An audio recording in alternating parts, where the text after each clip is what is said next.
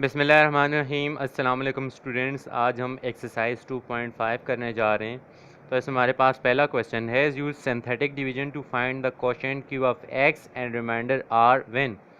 तो पार्ट 1 है हमारे पास 3x³ + 2x² - x - 1 is divided by x + 3। तो सोल्यूशन में हम पॉलिनोमियल लेंगे। जो पॉलिनोमियल है 3x³ + 2x² - x - 1, इसे हमने डिवाइड करना है x + 3 से। तो x + 3 को यहाँ पर इक्वल टू 0 लेंगे, यहाँ से x की वैल्यू फाइंड करेंगे।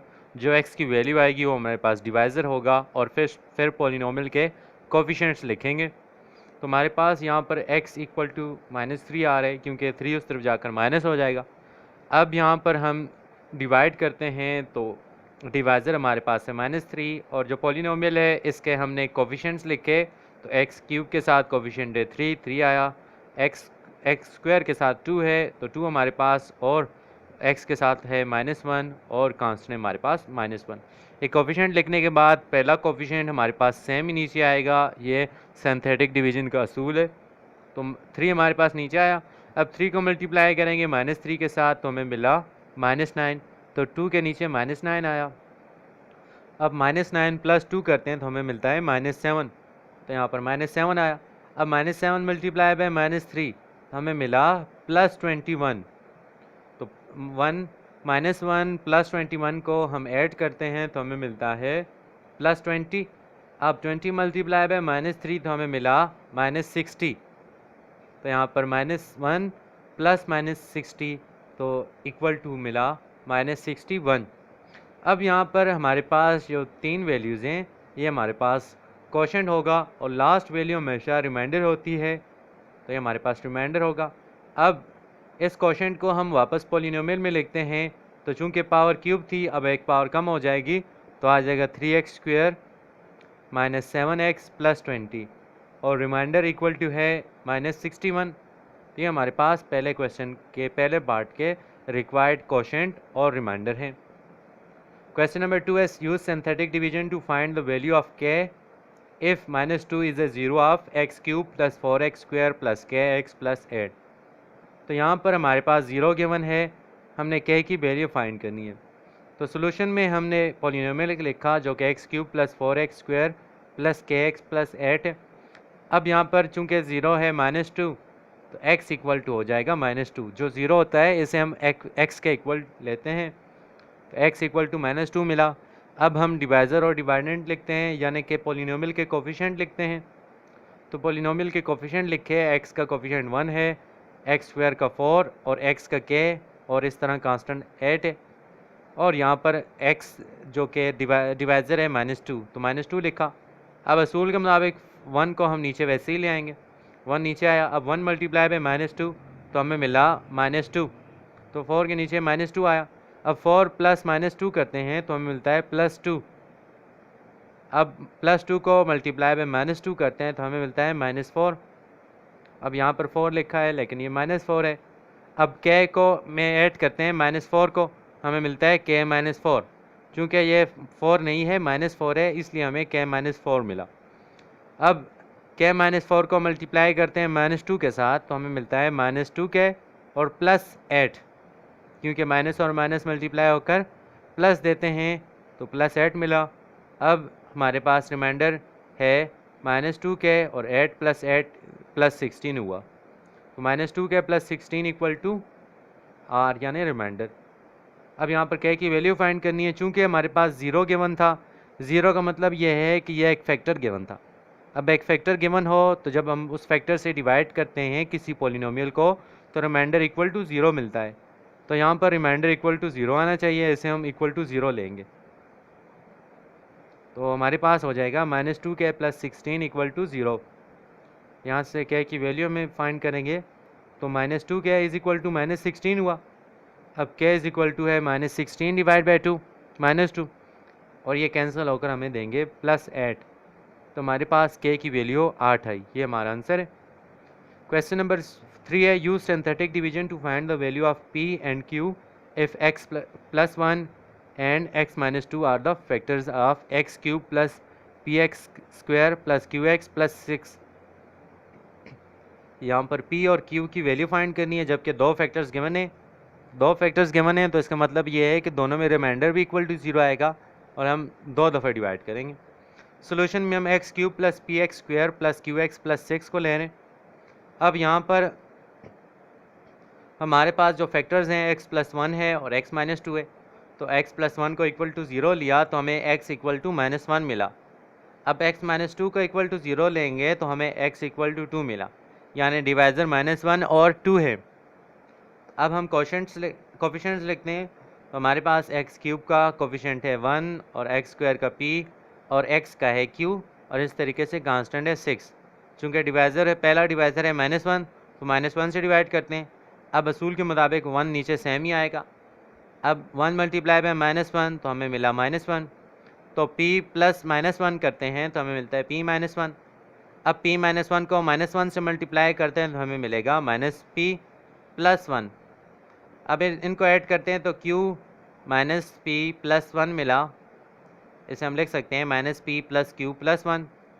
अब इन्हें माइनस 1 से मल्टीप्लाई करते हैं तो हमें मिलता है प्लस p, चूँकि माइनस और माइनस मल्टीप्लाई होकर प्लस देते हैं तो plus p minus q minus 1 मिला। अब चूँकि यह एक फैक्टर था तो ये रिमाइंडर इक्वल टू 0 आना चाहिए था, तो हम इसे इक्वल टू 0 लेंगे। चूँकि हमारे पास p माइनस q है और माइनस 1 में जब 6 ऐड करते हैं तो हमें मिलता है प्लस 5, तो p minus q plus 5 equal to 0। ये यहाँ पर ख़त्म, क्योंकि ये इक्वल टू 0 आना चाहिए था, इसे हम बाद में सॉल्व करेंगे। मज़ीद डिवीज़न करते हैं, तो चूँकि नेक्स्ट हमारे पास डिवाइज़र है 2, तो 2 से डिवाइड करते हैं। असूल के मुताबिक 1 वैसे ही नीचे सेम आएगा, 1 नीचे आया। अब 1 मल्टीप्लाई बाय 2 तो हमें मिला 2। अब p माइनस 1 प्लस 2 करते हैं तो हमें मिलता है p प्लस 1। अब p प्लस 1 को 2 से मल्टीप्लाई करते हैं तो हमें मिलता है 2p प्लस 2। अब इनको ऐड करते हैं तो एक माइनस p है और 2p में से एक माइनस हो जाएगा तो हमें p मिलेगा, और 1 प्लस 2 हमें 3 देंगे, तो ये हो जाएगा p plus q plus 3 equal to 0। क्योंकि ये दूसरा फैक्टर था तो यहाँ पर रिमाइंडर ये वाली टर्म आती है, क्योंकि ये ख़त्म हो गई थी तो लास्ट टर्म हमारी हमेशा रिमाइंडर होती है। तो यहाँ पर भी रिमाइंडर इक्वल टू 0 आना चाहिए था, क्योंकि x माइनस 2 और x प्लस 1 दोनों फैक्टर्स हैं।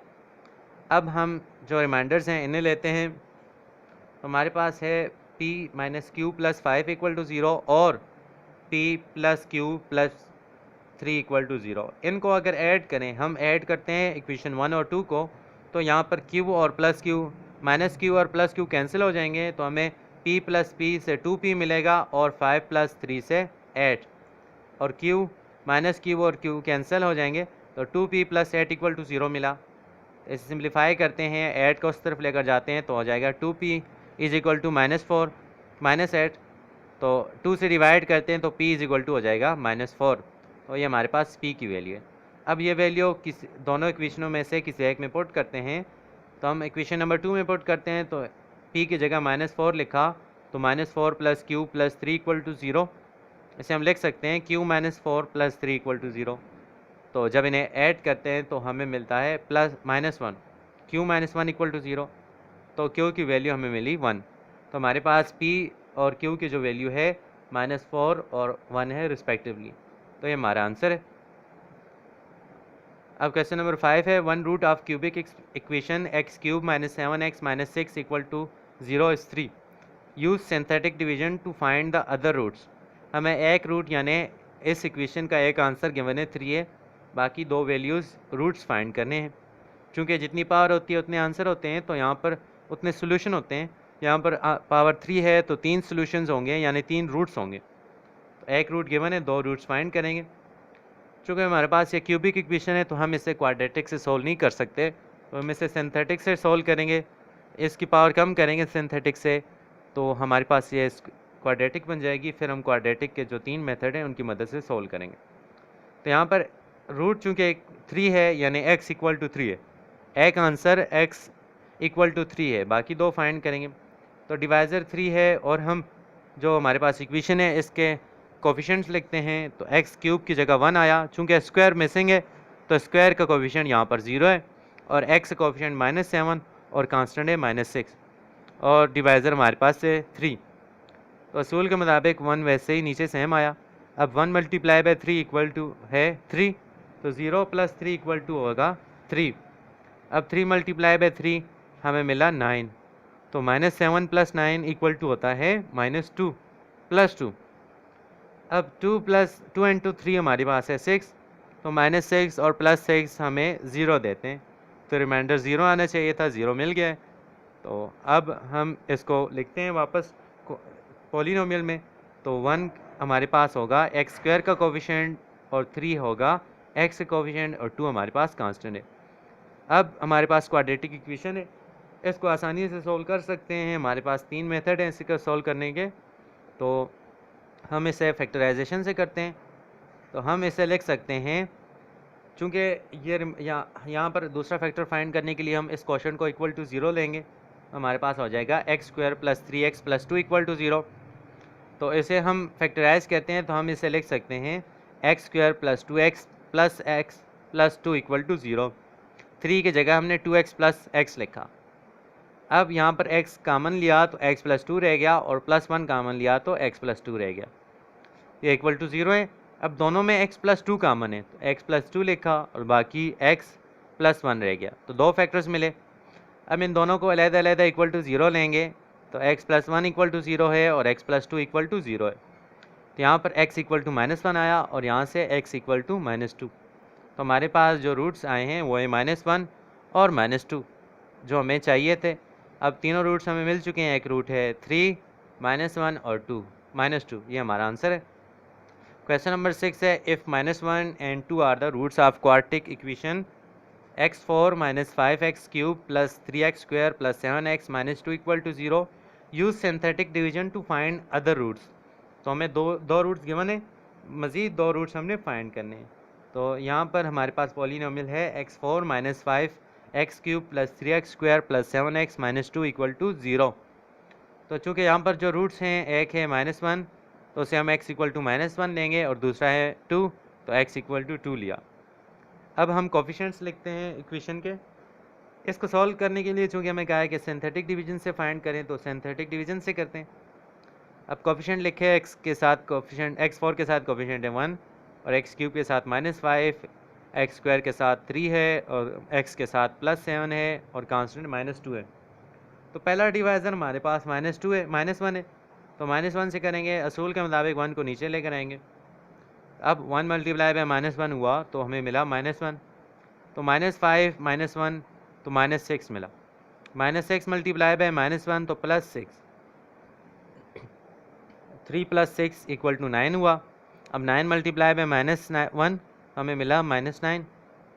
अब 7 - 9 होता है -2, -2 मल्टीप्लाई बाय -1 तो हमें मिला +2, तो -2 + 2 = 0, रिमाइंडर 0 आना चाहिए था, 0 मिल गया। अब नेक्स्ट करते हैं, तो हमारे पास नेक्स्ट डिवाइज़र है +2, असूल के मुताबिक 1 को नीचे लेकर आए।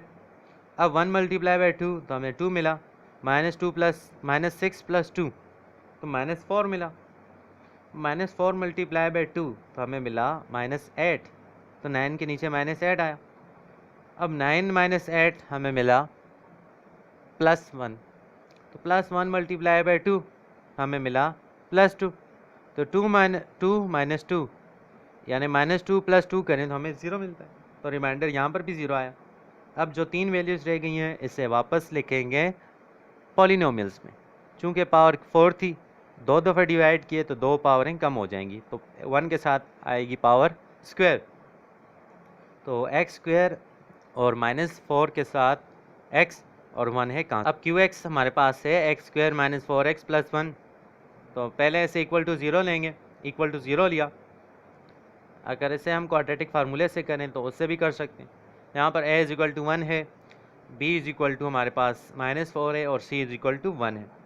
तो वैल्यूज पुट करते हैं फार्मूले में, जो कि फार्मूला है x = -b + -b² - 4ac √² divided by 2a। a, b और c की वैल्यूज पुट की तो हमें मिला -4 + -4 का स्क्वायर -4 × 1 × 1 √² डिवाइड बाय 2 × 1। सिंप्लीफाई करेंगे तो माइनस और माइनस प्लस हो जाएंगे, तो +4 और 4 का स्क्वायर 16 - 4, तो 16 - 4 √² डिवाइड बाय 2, तो 4 + -12 √² डिवाइड बाय 2, 12 को हम लिख सकते हैं 4 इंटू 3। अब 4 अलहदा स्क्वायर रूट में और 3 अलहदा स्क्वायर रूट में हम ले सकते हैं। तो जब 4 स्क्वायर रूट में लेंगे तो 2 का स्क्वायर की मदद से 2 का स्क्वायर लेकर बाहर आ जाएगा, तो स्क्वायर कैंसिल हो जाएगा, तो 2 बाहर आ जाएगा और 3 स्क्वायर रूट में रह जाएगा। अब इसमें से 2 कॉमन लेते हैं तो हमारे पास, अच्छा अगर 2 से डिवाइड करें अलहदा या 2 कॉमन लेकर भी 2 से कैंसिल कर सकते हैं, लेकिन अगर अलहदा लिखें तब भी कैंसिलेशन हो सकती है। तो 4 divide by 2 plus minus 2 square root 3 under the square root divide by 2। यहाँ पर 2 और 2 कैंसिल हो गए और 4 से 2 कैंसिल हुआ, तो हमें मिला 2 plus minus 3 under the square root. ये हमारे पास रिक्वायर्ड रूट्स हैं, एक दफ़ा प्लस में लेके एक दफ़ा माइनस में, तो ये हमारा आंसर है। तो इस तरीके से हमने एक्सरसाइज 2.5 सॉल्व की। मुझे उम्मीद है कि आपको समझ आ गई होगी। अगर किसी क्वेश्चन में आपको मसला हो तो आप कमेंट्स में पूछ सकते हैं।